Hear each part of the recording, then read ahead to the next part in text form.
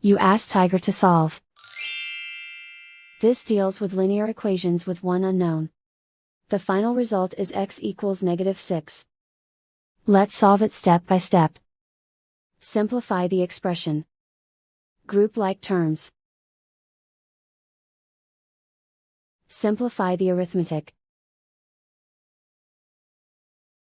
Group all constants on the right side of the equation. Subtract 24 from both sides.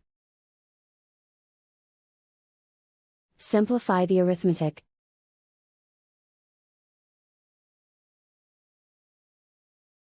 Isolate the m. Divide both sides by 4. Simplify the fraction. Find the greatest common factor of the numerator and denominator. Factor out and cancel the greatest common factor.